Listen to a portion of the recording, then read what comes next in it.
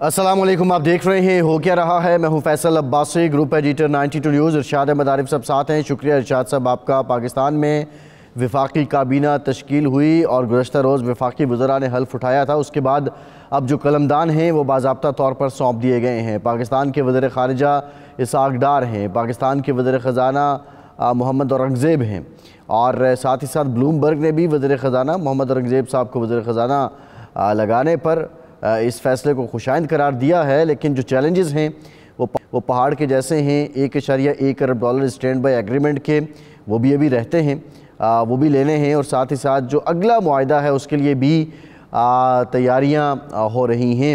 बहरहाल इन challenging atmosphere में वज़ीर ख़ज़ाना साहब के लिए हमारी नेक ख्वाहिशात हैं कि वो ऐसा परफॉर्म करें कि पाकिस्तान के जो अवाम हैं उनके लिए उनके दिन बदलें और उनके दिलों में कुछ बेहतरी आए।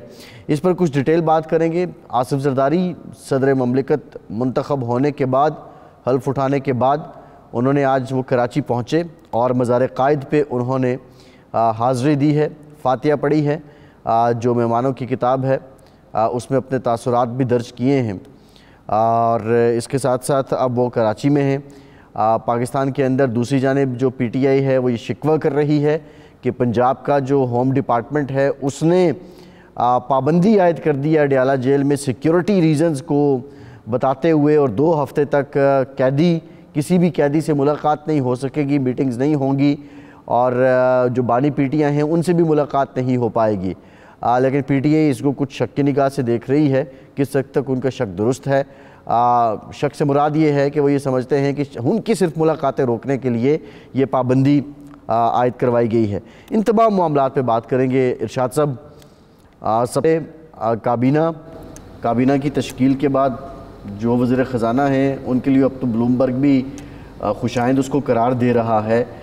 ये चैलेंजेस जो आ चुके हैं, कल हमने बड़ी डिटेल इस पे बात की थी, अगर वो सिर्फ टेक्निकली लेके चलते रहे और सियासी एलिमेंट बिल्कुल हमने माइनस कर दिया तो क्या अवाम इससे मुतमईन हो जाएंगे, लोगों को रिलीफ मिलेगा?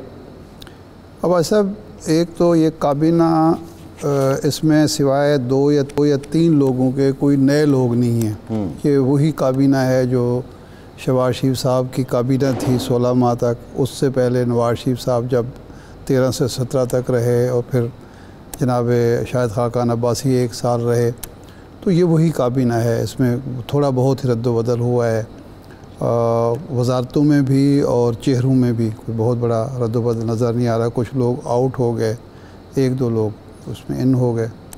जो सबसे बड़ा इस वक्त चैलेंज है वो तो मुआशी है, इसमें कोई शक नहीं।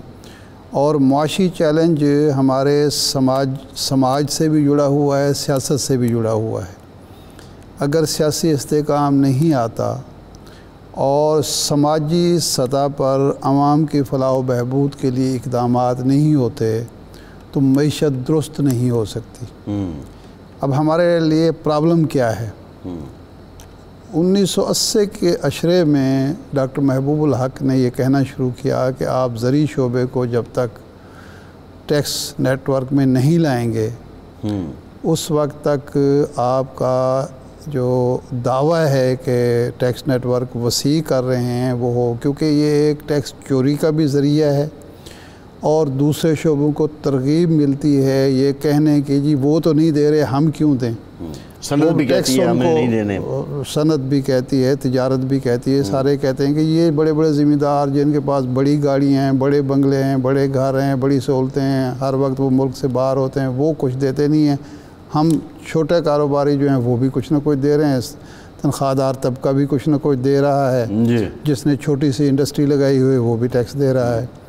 लेकिन आज तक किसी हुकूमत में ये जुर्रत नहीं हुई कि वो देख सके ज़री आमदन पे टैक्स, ज़री इनकम टैक्स जो है वो एक सेस लगाया वो सब ज़राई नाम भी करें। ये भी तो एक तफरीक है ना, आप कमा रहे हैं, मैं कमा रहा हूँ, मैं सनत से कमा रहा हूँ, ये सर्विस से कमा रहा हूँ, मैं टैक्स दे रहा हूँ, दूसरा बंदा कमा वो भी रहा है, वो ज़रात से कमा रहा है। अच्छा, अब उनसे उनकी तरफ से क्या कहा जाता है कि जी देखें जी हम इनडायरेक्ट टैक्स देते हैं, हम खाद पे टैक्स दे रहे हैं, हम फलां दवाइयों पे टैक्स दे रहे हैं, जो हम ज़रिए आलात इस्तेमाल करते हैं उस पर। भाई ये तो वो भी सारे दे रहे हैं ना। जो इंडस्ट्रियलिस्ट है वो जब मशीन लाता है तो उस पर टैक्स देता है, वो पैदावार पे टैक्स देता है, وہ آمدنی پہ ٹیکس دیتا ہے، سیل پہ ٹیکس دیتا ہے، تو وہ بھی تو سارے انڈائریکٹ ٹیکس تو وہ بھی دیتا ہے۔ اچھا، ریئل اسٹیٹ ہے، اس پہ پچھلی حکومت نے برائے نام کچھ وہ کیا، وہ نہیں ہے۔ ریٹیلر پہ کوئی ٹیکس نہیں ہے۔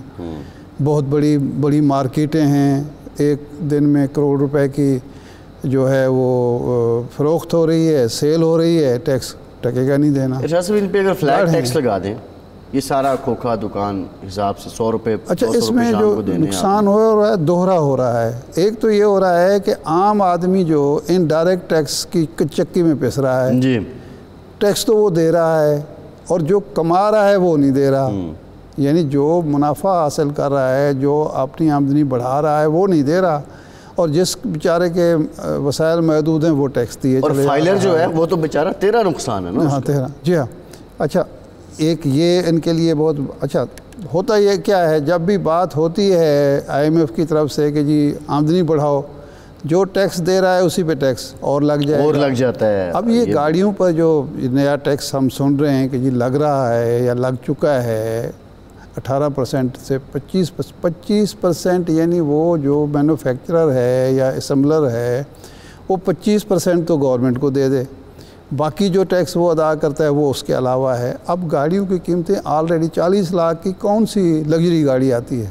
لگژری چھوٹی سے چھوٹی گاڑی جو ہے وہ 40 لاکھ، 1000 سی سی گاڑی 40 لاکھ کی ابھی نہیں آ رہی ہے، ٹھیک ہے نا؟ نہیں آ رہی ہے 40۔ اب اس پہ آپ ٹیکس لگا کے یہ ہوگا کہ آپ اس کی پروڈکشن کم کر دیں، کمپنیز کچھ دے رہے ہیں ماڈلز، باقی ان جنرل آپ دیکھیں تو آپ پروڈکشن کم کریں گے تو ریاست کی آمدنی کم ہو جائے گی۔ ویسے بھی میں آپ کو ابن خلدون جو ایک سماجی علوم کے بابا آدم ہیں، انہوں نے یہ کہا ہے کہ ظالم اور ناکام ریاست کی ایک نشانی یہ بھی ہے، اور بڑی نشانیوں میں سے ایک بھی ہے، کہ وہاں ٹیکسوں کی بھرمار ہوگی اور عوام کو ریلیف نہیں ملے گا۔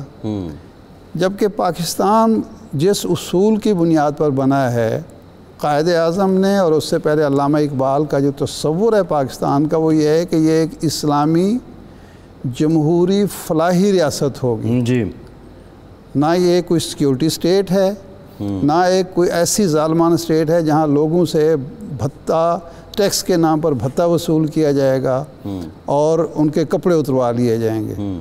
لیکن ہمارے ہاں ہو یہ رہا ہے کہ ٹیکسوں کی بھرمار ہے، اور پھر ہونا یہ ہے کہ ٹیکس لوگ نہیں دیتے۔ آپ نے قائد اعظم صاحب کا ذکر کیا، قائد اعظم محمد علی جناح بانی پاکستان رحمۃ اللہ علیہ کا صدر مملکت حاضر ہوئے، فاتحہ خوانی کی، پھول وہاں پہ پیش کیے، اور مہمانوں کی کتاب میں اپنے تاثرات بھی درج کیے۔ اور یہ ایک روایت ہے، کوئی نئی بات تو ہے نہیں، یہ ایک روایت ہے، لیکن اس دفعہ میں عجیب و غریب چیزیں دیکھ رہا ہوں۔ یہ ایک تماشا ہی اس ملک میں لگا ہوا ہے۔ ایک تو روایات پامال ہو رہی ہیں۔ مثال کے طور پر ہمارے ہاں یہ روایت تھی، کیونکہ وزیر اعظم ہو یا وزیر اعلیٰ، وہ کیبنٹ کے بغیر اس کے پاس کوئی اختیار نہیں ہے سپریم کورٹ کے فیصلے کے مطابق، اور حکومت سمجھا ہی وزیر اعظم اور کابینہ کو جاتا ہے۔ ایک تو 8 دن، 10 دن، 15 دن کابینہ نہیں بنی اور کام چلتا رہا۔ اب یہ بھی پہلی دفعہ ہوا ہے کہ زرداری صاحب مزار قائد پر گئے، مراد علی شاہ صاحب مزار قائد پر گئے، لیکن ہمارے وزیر اعظم جناب شہباز شریف صاحب وہ گوادر سے ہوا ہے، وہ پشاور سے ہوا ہے، اور مزار قائد پر ان کو توفیق نہیں ہوئی۔ مریم صاحبہ کو مزار اقبال، یہ ہمارے ہاں روایت چلی آ رہی کہ وزیر اعلیٰ جو ہوتا ہے وہ مزار اقبال پر حاضری دیتا ہے، پنجاب کا وزیر اعلیٰ، جی، اور جو وزیر اعظم ہوتا ہے وہ پہلی مصروفیت جو اس کی ہوتی ہے وہ مزار قائد اور مزار اقبال پر حاضری ہوتی ہے اس دفعہ اس کی۔ لیکن میں بہرحال لائق تحسین ہے کہ جو زرداری صاحب ہیں یا مراد علی شاہ صاحب ہیں، انہوں نے اس روایت کو قائم رکھا۔ یہ روایتیں کیوں ختم کی جا رہی ہیں، اس کی کوئی بظاہر وجہ بھی نظر آ رہی۔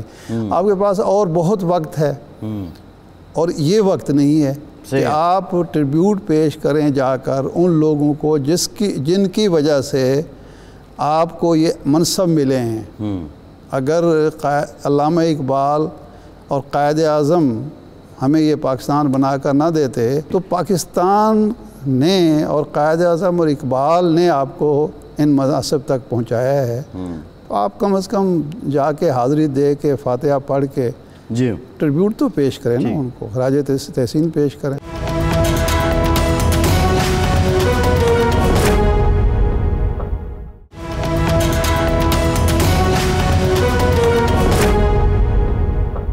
شاہد صاحب، ایک اور آج ہوا ہے ڈیسیژن، ہوم منسٹر نے آئی جی جیل خانہ جات کو یہ خط لکھا ہے اور جو انٹیلیجنس رپورٹس ہیں اس کی بیس پہ اڈیالہ جیل میں 2 ہفتے کے لیے ملاقاتوں پر پابندی عائد کی جاتی ہے۔ کسی قسم کی کوئی جو ملاقات ہے اور باہر سے لوگوں کی آمد و رفت ہے اور میٹنگز ہیں اور انٹرویوز ہیں وہ سب کینسل کیے جاتے ہیں۔ اور اب پی ٹی آئی یہ کہتی ہے کہ آج ملاقات کا دن تھا اور ہمیں ملنے نہیں دیا گیا، اور اب یہ ملاقاتوں پہ جو پابندی ہے وہ وزیر اعلیٰ نے صرف اس لیے لگوا دی ہے کہ ہماری ملاقات ہمارے بانی کے ساتھ نہ ہو سکے۔ اچھا، جو انٹیلیجنس رپورٹ ہوگی وہ تو یہ ہوگی کہ سیکیورٹی لیپس نہیں ہونا چاہیے، سیکیورٹی ٹائٹ ہونی چاہیے۔ یہ اندیشہ ہے کہ کوئی شخص اندر جا کے کوئی کارروائی کر سکے۔ یہ تو نہیں کہا ہوگا کہ ملاقاتوں پر پابندی لگا دو یا سیکیورٹی انتظامات نہ کرو، نہیں، یہ تو ہوم آفس نے کہا ہے۔ ہوم آفس دیں تو آئی جی سے کہا ہوگا کہ جی سیکیورٹی ٹائٹ کریں۔ تو نہیں کہنا کہ بھئی پابندی لگا دیں، انہوں نے تو بتانا ہی ہے۔ میں وہی کہہ رہا ہوں نا کہ انٹیلیجنس رپورٹ کا امپلیمنٹ کرنے کا یہ طریقہ مجھے تو کوئی سمجھ نہیں آ رہا کہ پھر تو اس کا مطلب صدر، وزیر اعظم، پارلیمنٹ ہاؤس سب بند کر دیں، کیونکہ وہ خطرہ تو ان کو بھی ہوگا نا، صرف اڈیالہ جیل کے قیدیوں کو تو خطرہ نہیں ہوگا نا۔ اگر خدا نخواستہ اتنی سیکیورٹی خراب ہوگی یہ صورتحال ہماری کہ تو اس طرح کے اقدامات کر کے خام خواہ سیاسی مخالفین کو یہ موقع فراہم کیا جاتا ہے کہ وہ مین میخ نکالیں، وہ بدگمانی پھیلائیں، شکوک و شبہات کا اظہار کریں اور پوائنٹ سکورنگ کریں۔ جی آپ سیکیورٹی ٹائٹ کر دیں۔ اب یہ جو 30 لوگ یا 20 لوگ یا ملنے جا رہے ہیں، اب ان میں سے کون ہے؟ کیا علی ظفر یہ کام کریں گے؟ گوہر علی خان یہ کام کریں گے؟ شیر افضل مروت یہ کام کریں گے؟ یہی لوگ مل رہے ہیں نا۔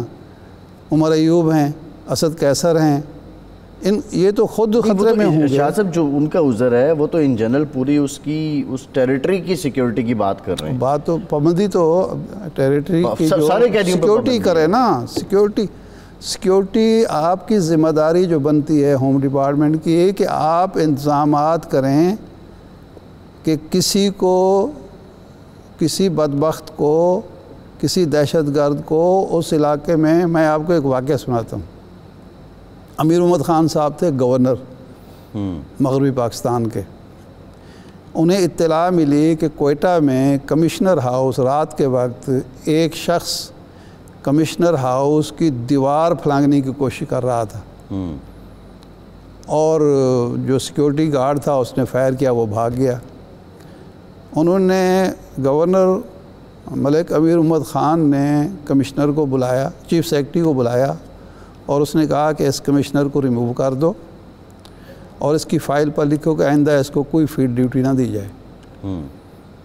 تو اس نے کہا سر وہ چلو ہٹا دیتے ہیں یہاں سے، لیکن یہ پابندی کیوں؟ اس نے کہا کہ جس کمشنر کا اتنا بھی اپنے علاقے میں روب نہیں ہے کہ ایک چور یا کوئی مجرم اس کی دیوار پھلانگنے پر آ جاتا ہے، تو وہ اپنے کمشنری میں، اپنے ڈویژن میں لا اینڈ آرڈر سچویشن کیسے کنٹرول کرے گا؟ اس کو تو حق ہی حاصل نہیں ہے۔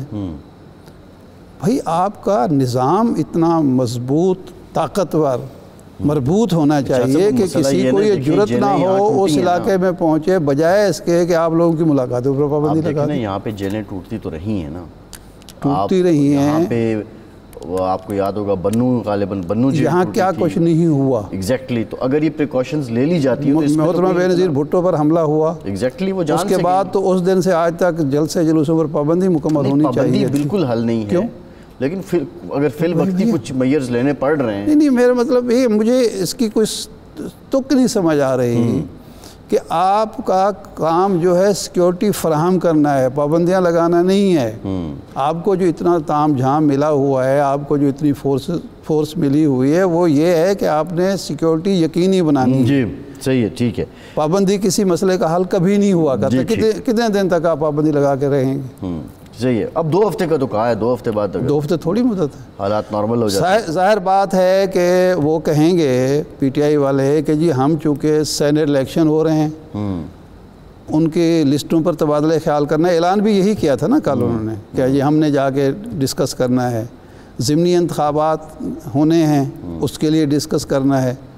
کل انہوں نے اعلان کیا ملاقات کا, آج آپ نے پابندی لگا دی, پھر کہتے ہیں کہ یہ مخالفین جو ہے الزام تراشی بھی. ہمیں جوائن کیا ہے پاکستان تحریک انصاف کے سینیٹر علی ظفر صاحب نے. بہت شکریہ علی ظفر صاحب آپ کے وقت کا. علی ظفر صاحب, یہ مطلب آپ کو پوائنٹ کیا جسٹیفائڈ ہے ہوم ڈپارٹمنٹ جب سب کو یکساں ٹریٹ کر رہا ہے, اور دوسرا حکومت آخر کیوں پابندی لگانا چاہتی ہے, آپ کو کیوں نہیں ملنے دے رہی, وجہ کیا ہے, مقصد کیا ہے؟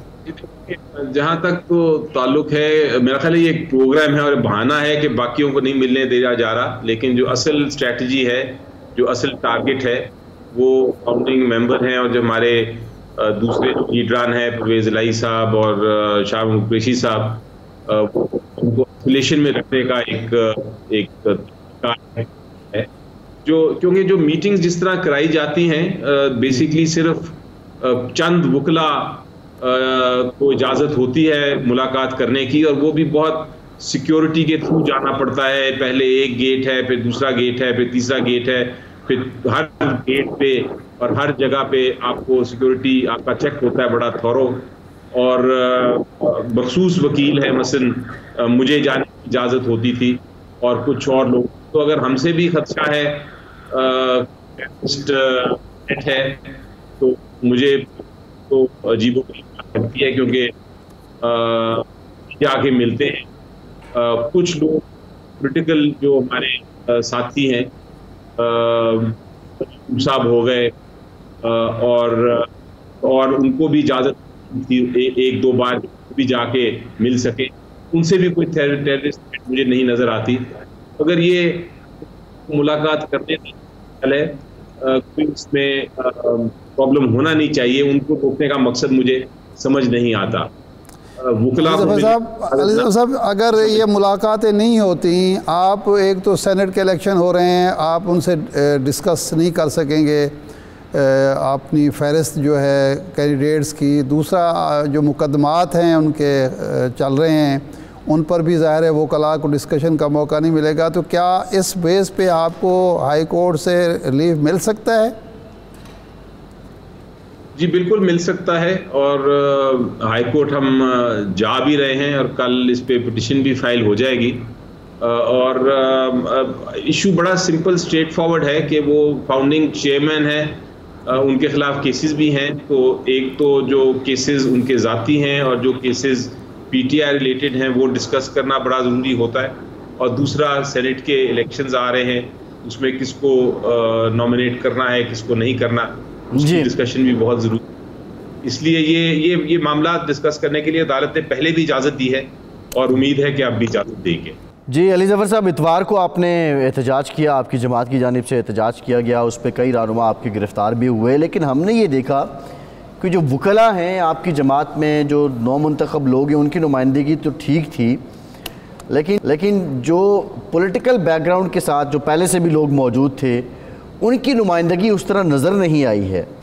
کیا ود ان پارٹی کوئی رفٹ ہے, یا یہ وکیلوں کو ایک ٹاسک دیا گیا تھا, ٹھیک ہے آپ کا وہ کام ہے لیکن ذرا میدان میں بھی آ کے دیکھ لیں؟ جی نہیں, رفٹ تو بالکل نہیں ہے. یہ تو میں آپ کو بڑا واضح طور پہ کہہ سکتا ہوں, سب کی اسٹریٹجی ایک جوائنٹ فیصلہ تھا. پہلے یہ پروٹیسٹ کا جو کال دی گئی تھی یا انسٹرکشنز دی گئی تھی وہ فاؤنڈنگ چیئرمین صاحب کی طرف سے تھی. اس کے بعد باقاعدہ جو لیڈرشپ ہے اس نے ڈسکس کر. ارشاد صاحب, جو بات میں کر رہا تھا, آپ کیا سمجھتے ہیں کہ کیونکہ ایک خبر یہ بھی آئی تھی, کچھ اطلاعات یہ بھی تھیں کہ مزاحمت پہ اور مفاہمت پہ بھی اختلاف ہے, تو کیا یہ اتوار کے دن اس طرح کی ایک جھلک تھی کہ ہم نے جو نمایاں گرفتاریاں دیکھی وہ بھی ایون وکلاء کی تھی؟ اصل میں جو بات ہم کل بھی کر رہے تھے وہ یہ ہے کہ حکومت پولیس کو استعمال کر کے احتجاج پر پابندیاں لگا کے بہت ساری جو سیاسی جماعت کی خامیاں یا کمزوریاں ہوتی ہیں ان پر بھی پردہ ڈال دیتی ہے. مثال کے طور پر اب صاف نظر آ رہا ہے کہ لطیف کھوسہ صاحب گرفتار ہوئے, اکرم سلمان اکرم راجہ صاحب ہوئے، فرحت عباس ہوئے، اور بھی تو بہت سارے یہاں لاہور سے لوگ تھے جو امیدوار تھے جنہوں نے الیکشن لڑا. کچھ لوگ تو نظر آئے جن کے نام نہیں آئے لیکن آئے. ایک تو خیر میڈیا پر بھی خاصی وہ تھی، بلیک آؤٹ تھا، لیکن بہت سارے لوگ نظر نہیں آئے.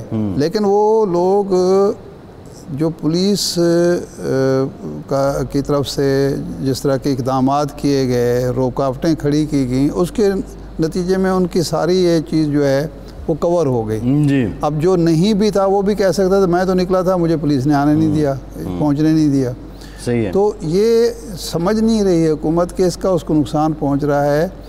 حالانکہ یہ پارٹی کو وضاحت کرنی چاہیے، بتانا چاہیے کہ کیوں لوگ نہیں سامنے. مجھے بالکل یہ ویسے اس پہ ضرور پارٹی کو وضاحت کرنی چاہیے کہ وہ بعض لوگ جو نمایاں تھے وہ کیوں سامنے نہیں آئے.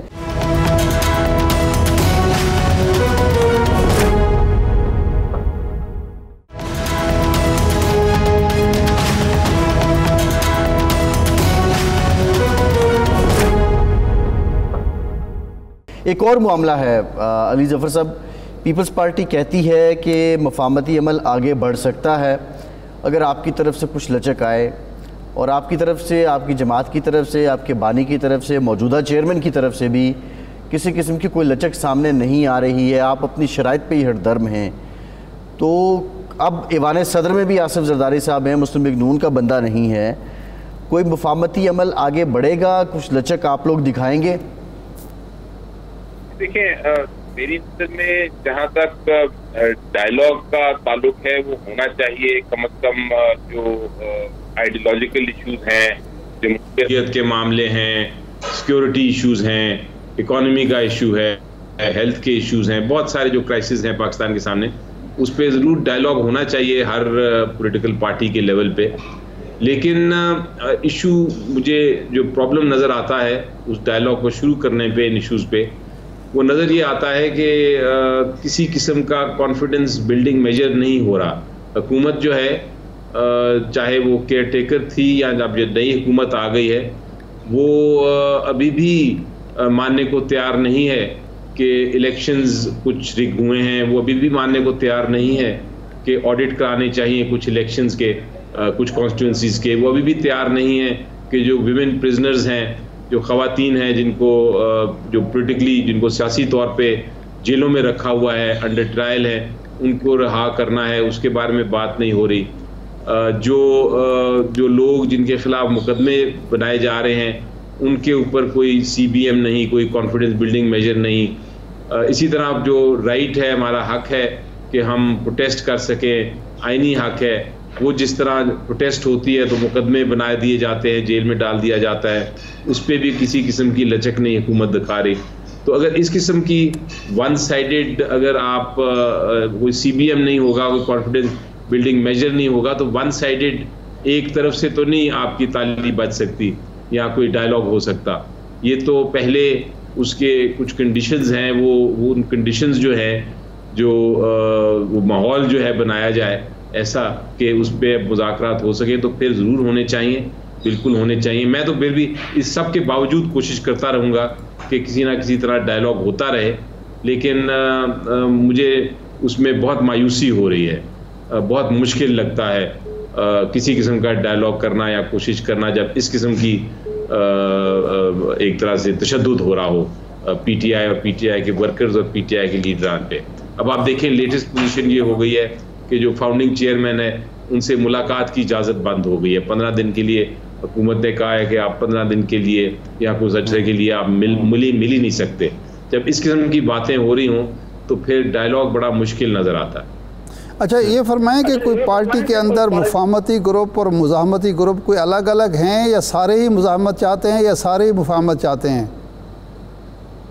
میرا خیال ہے جی سارے ہی کسی نہ کسی دور پہ، کیونکہ نیشنل انٹرسٹ سب سے امپورٹنٹ اور اہم ہوتا ہے، قوم کا مفاد، اور آپ ضرور کسی نہ کسی طریقے سے سوچتے ہیں کہ کس طرح بہتری لائی جائے، کون سا ایشو ایسا ہے جس پہ اسٹیٹ کی مدد کی جائے. لیکن وہ اس پہ تو سارے ایک ہی پیج پہ ہیں. لیکن اس کے ساتھ یہ بھی نظر آتا ہے کہ اس کی پاسبلٹی جب نہیں نظر آتی تو سارے پھر اس دوسری طرف اسی ایک ہی پیج پہ ہیں، اس بات پہ بھی کہ ہمیں کوئی نہ کوئی طریقہ کرنا پڑے گا، ہمیں مجبور کرنا پڑے گا حکومت کو کہ وہ جو جمہوریت کی تقاضے ہیں وہ پورے کرے اور ہمیں پروٹیسٹ کرنے دیں، ہمارے خلاف مقدمے نہ کرے۔ اچھا، چونکہ وقت کی کمی ہے، علی ظفر صاحب یہ فرمائیں کہ اگر حکومت ملاقات کی اجازت پھر بھی نہیں دیتی اور عدالتی ریلیف بھی نہیں ملتا آپ کو، تو پھر آپ یہ ضمنی انتخابات اور سینٹ کے انتخابات کے حوالے سے از خود فیصلے کریں گے، بانی چیئرمین سے ملاقات کے بغیر ہی امیدواروں کا اعلان کریں گے؟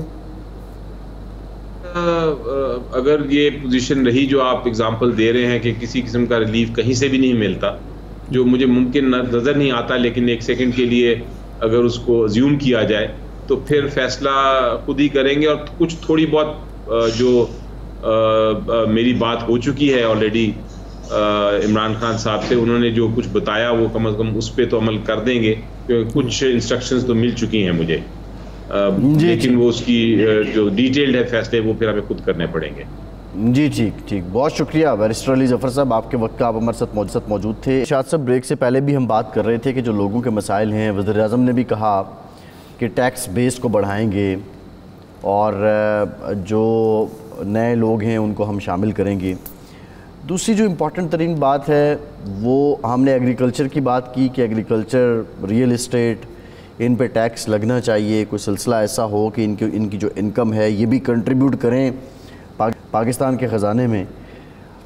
صنعت اور پیداوار، پروڈکشن کی جب ہم بات کرتے ہیں، ہم انڈسٹریل گروتھ کی بات کرتے ہیں، کیا ماحول اس وقت سازگار ہے؟ یقینی طور پہ نہیں ہے۔ اس کو بہتر بنانے کے لیے کیا کچھ کرنا ہوگا، کس طرح کی اصلاحات کرنی ہوں گی؟ عباس صاحب، صنعت کس طرح فروغ پائے گی؟ جہاں جو شعبے مراعات یافتہ شعبے سمجھے جاتے ہیں، جن پر ٹیکس کم ہے، ان کو بھی بجلی کم از کم 50 روپے یونٹ ٹیکس اس کے علاوہ ہیں میں مل رہی ہو، بے تحاشا ان پر ٹیکس لگے ہوئے ہوں، ٹھیک ہے نا جی، اور گیس اور بجلی کی لوڈ شیڈنگ اس کے علاوہ ہو۔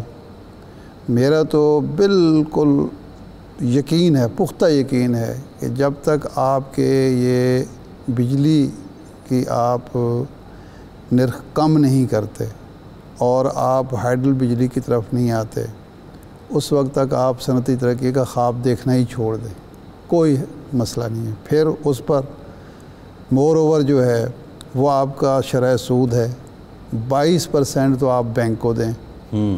ہو کیا رہا ہے کہ لوگوں نے اب ریئل اسٹیٹ کا کاروبار بھی چھوڑ دیا ہے کہ کون وہاں جائے اور پلاٹ خریدے یا پلازا بنائے یا کچھ اور کرے اور انتظار کرے آمدنی کا، سیدھا بینک میں پیسے رکھو، 22% لو۔ جو انڈسٹریلسٹ ہے اس نے تو صرف 22% نہیں دینا نا، اس نے تو انشورنس بھی کرانی ہے، وہ 25-26% پہ چلا جاتا ہے، چھوٹی بھی دینی ہے، سارا کچھ کرنا ہے۔ اب یہ سارا کچھ آپ کر کے اس کے بعد آپ کہاں بیچیں گے چیزیں؟ ایکسپورٹ تو آپ کر نہیں سکتے۔ آمدنی بڑھانے کا واحد اور ترقی کا واحد ذریعہ ہوتا ہے کہ آپ کی ویلتھ جنریشن ہو۔ ویلتھ جنریشن کے لیے جو بنیادی تقاضے ہیں وہ آپ پورے کرنے کے لیے تیار نہیں ہیں، اور اس کے بعد توقع یہ کر رہے ہیں کہ جناب والا ہم ملک کو اپنے پاؤں پر کھڑا کریں گے۔ آپ کو احسن اقبال صاحب نے کل کہا کہ قرضے چکانے کے لیے، قرضے واپس کرنے کے لیے قرضے لینا بدترین پالیسی ہے۔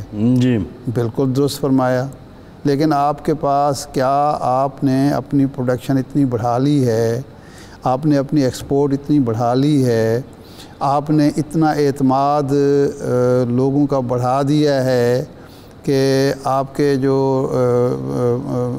ریمیٹنسز ہیں ان میں اضافہ ہو گیا ہو کہ آپ قرضے واپس کر سکیں۔ آپ قرضوں کا سود واپس کرنے کی پوزیشن میں ہیں۔ اب جو ہم قرضے لیتے ہیں وہ قرضے واپس کرنے کے لیے نہیں لیتے، قرضوں کے سود کی ادائیگی کے لیے قرضے لیتے ہیں، اور اس کے لیے بھی ہمیں آسانی سے قرضہ نہیں ملتا، ہمیں منت سماجت کرنی پڑتی ہے۔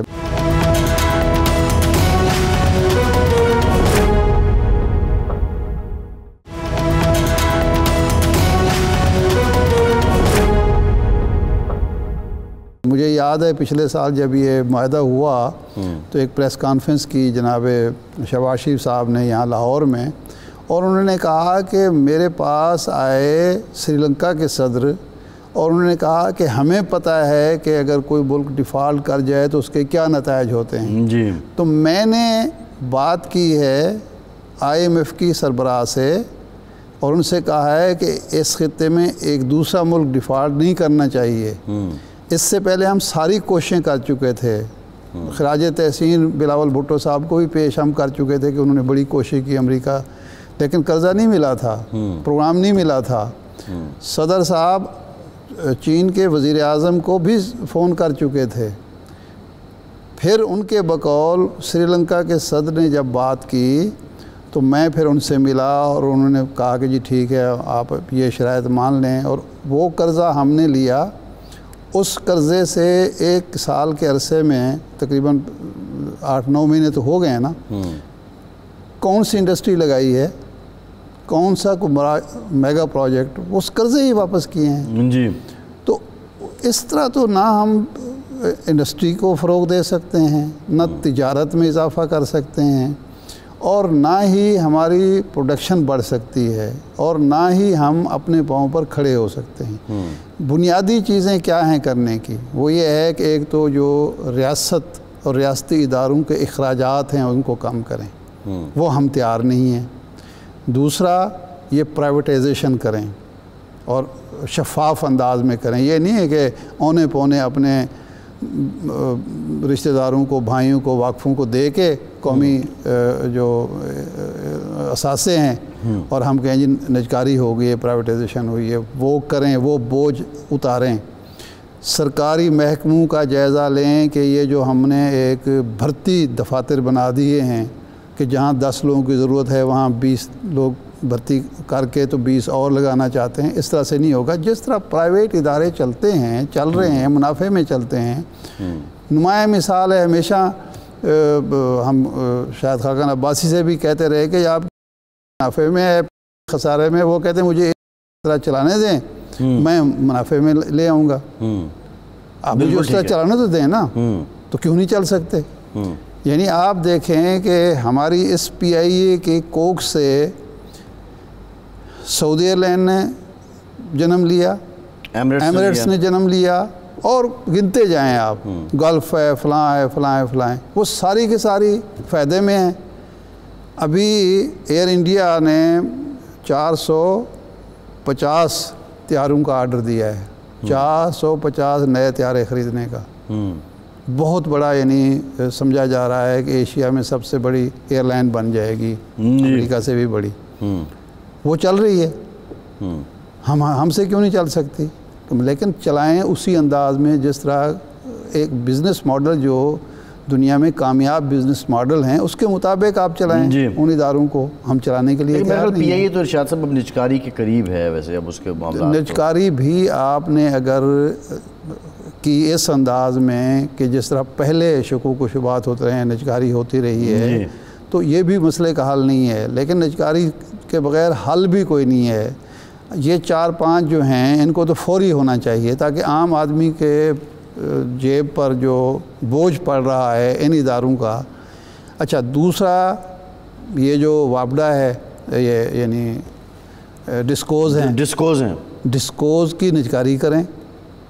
یہ کیا مذاق ہے کہ جناب کبھی لائن لاسز کے نام پہ آپ لوٹ مار آپ کریں، آپ کے میٹر ریڈر کریں، آپ کے اہلکار کریں، اور وہ جو بل دینے والا ہے، جائز بجلی خرچ کرنے والا ہے، فائلر والی سٹوری ہے، وہ بیچارہ بھگت رہا ہے۔ محلے میں 10 لوگ بل دینے والے ہیں، 20 چور ہیں، ان چوروں کا خرچہ جو ہے وہ بھی وہ 10 لوگ بیچارے اٹھا رہے ہیں، اور وہ پیسہ جو ہے وہ جا رہا ہے ان کے ملازمین کے جیبوں میں، اور نام رکھا ہوا ہے جناب لائن لاسز۔ جی، ابھی راشد لنگریال صاحب ہیں نا سیکٹری اس کے انرجی کے، انہوں نے کوئی 3-4 مہینے پہلے ہم اسلام آباد میں تھے تو ہمیں ایک بریفنگ دی تھی۔ جی، انہوں نے کہا کہ بہانے کس طرح بنائے جاتے ہیں کہ جی فلاں وجہ سے، مثلا KPK کے بارے میں یہ کہا جاتا ہے کہ مردان میں، پشاور میں، فلاں جگہ لوگ اس لیے بجلی کا بل نہیں دیتے کہ جی تربیلے کی ہمیں رائلٹی نہیں مل رہی۔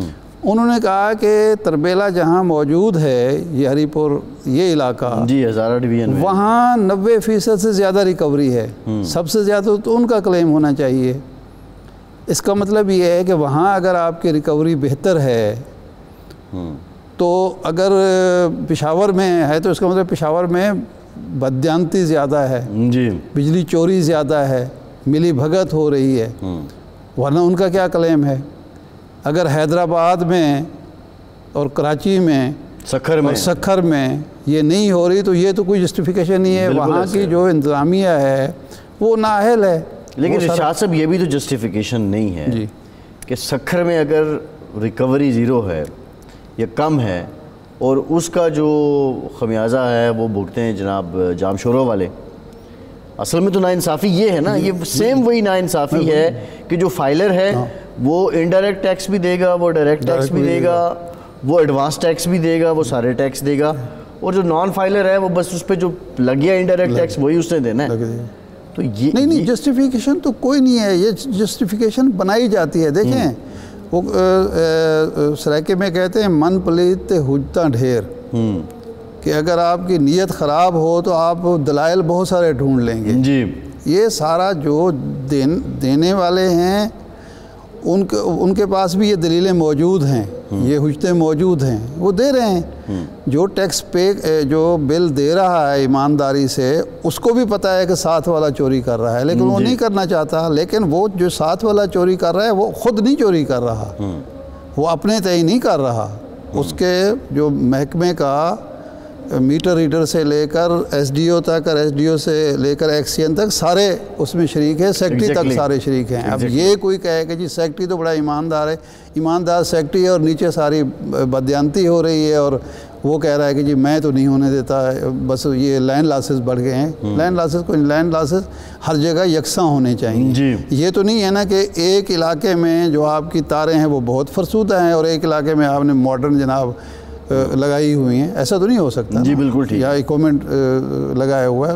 سیدھی بات ہے کہ آپ جو بجلی چوری ہوتی ہے وہ ملی بھگت سے ہوتی ہے، جو کرپشن ہوتی ہے وہ ملی بھگت سے ہوتی ہے، اوپر سے نیچے تک ہوتی ہے، اور اس کا خمیازہ جو ہے وہ ملک کو بھی بھگتنا پڑتا ہے اور انڈسٹری کو بھی بھگتنا پڑتا ہے، تجارت کو بھی بھگتنا پڑتا ہے۔ یہ ساری چیزیں جب تک آپ ختم نہیں کریں گے اس وقت تک کچھ نہیں ہوگا۔ بالکل ٹھیک ہے ارشاد صاحب، پروگرام کا ٹائم ختم ہو گیا، بہت شکریہ، آپ کے پروگرام سے اتنا ہی اجازت دیجیے۔